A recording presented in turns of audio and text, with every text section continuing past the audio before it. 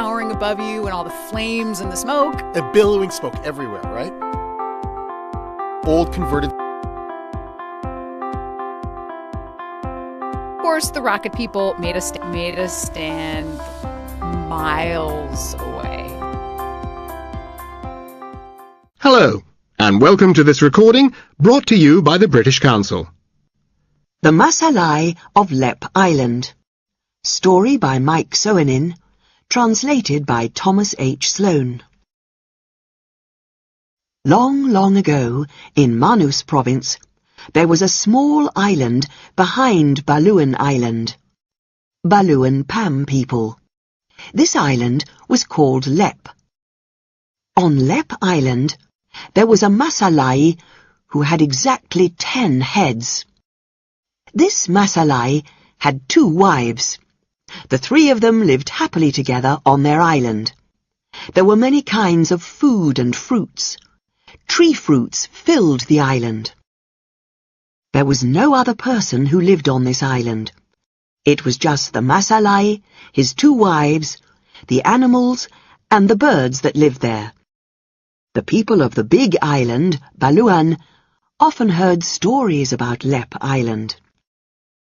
Many people would say, Lep Island is just behind Baluan. There are many kinds of foods and wild animals there. Sometimes the people of Baluan would wake up in the morning and search for the many good tree fruits that were lying about in the grasses and areas around their houses. They would take these fruits and eat them. The fruits were very sweet. Some men took the fruits and tried to plant them near their houses, but the fruit trees did not grow well. Many men of Baluan wanted to try to find this Lep Island. So one day, an old man and his little boy wanted to try. They took their canoe and paddled off to find Lep Island. They paddled the canoe for 10 whole days. Later, they saw a small island. The boy said, "Hey, Papa, I think that's Lep Island over there." The father said, "Shh, don't talk loud. It would be bad if some man hears you and comes to kill us."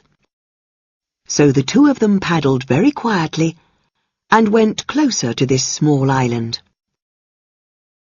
It was getting dark when they went towards the shore of the island. They did not go up on the beach. No, they were completely exhausted and slept in the canoe. Late that night, they heard the sweet bird songs of the island. Oh my! The father and son heard bird songs and salivated. Literally, their mucus fell for this island. They did not know yet that a Masalai lived on this island, because they had come ashore on one end and the Masalai lived on the other end. In the morning, they paddled up to the beach. They walked up the island and they gorged themselves on fruits. Later, the father said, "Son, let's try to see the other side of the island." So they walked around the island and came to the other side. They were surprised to see smoke coming from a fire in the forest. They said, "There must be some people living here.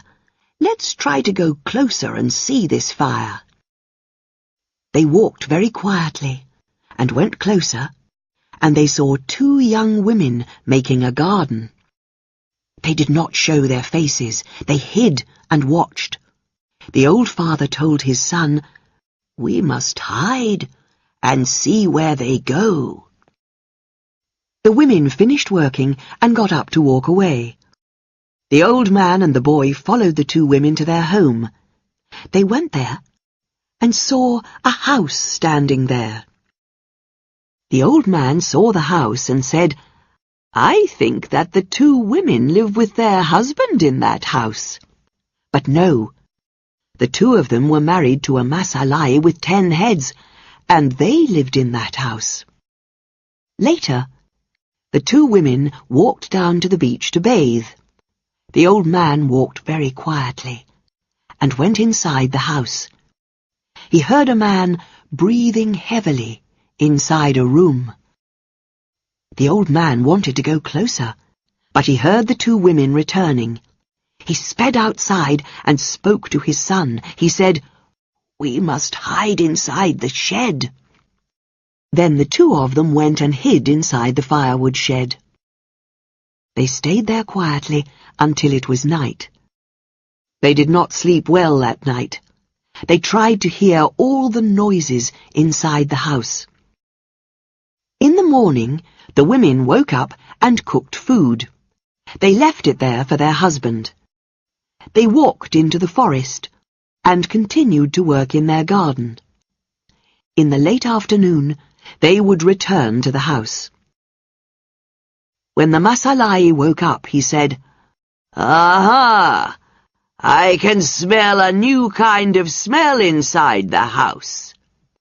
Then the 10 heads got up and looked everywhere inside the house. The Masalai got up and walked around outside. Oh my! When the old man and boy saw the Masalai, they gnashed their teeth and were completely afraid. They trembled fiercely inside the firewood shed. They did not tremble quietly. The firewood trembled with them and fell about. The Masalai looked and said, "Aha! I think that this smell is in the firewood shed." So the Masalai asked them, "Why did you two come here?" The old man said, "We came to look for fish in the sea, and a strong wind came up, and the waves carried us ashore on this island." The Masalai listened to the old man's story, and he was sorry for them. He took the food and gave it to them. Then he hid them in his room. They hid in the Masalai's room until the afternoon. The two women came back from the garden. They came and cooked some food. Later, they served the food, leaving some for their husband. They finished their food and went to sleep. In the morning, the two women woke up. They wanted to look, but no, all their food was gone. They got up and cooked again. They left some for their husband and went back to the garden. The two women returned in the afternoon and saw that all the food was gone. Some days later, they saw what was happening. The food was being finished very quickly. They talked to each other and said, "Oh my, this Masalai is not like before. Is he getting hungry too quickly? It would be bad if he found the food to be bad and killed and ate us." The women said, "We must find a way to run away to another place." The poor women did not know that the old man and boy were in their house. The two of them only knew that the Masalai's food was being eaten. One woman told the other, "I know a kind of vine in the forest. Let's take it and cook it and give it to the Masalai to drink. This liquid or soup from the vine can kill the Masalai." The next morning, the women went to work in the garden. Later, they removed the vine from the forest and brought it back to the house. They cooked the vine with the food. The two women did not eat that night. The Masalai ate, and later he gave some to the old man and his son. They were famished and finished the food right away. They all slept that night. The next morning, the Masalai felt a big pain in his stomach.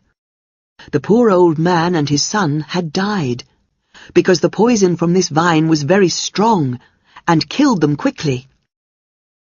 The 10-headed Masalai cried and turned about. When he called out and cried, the clouds in the sky broke and thundered.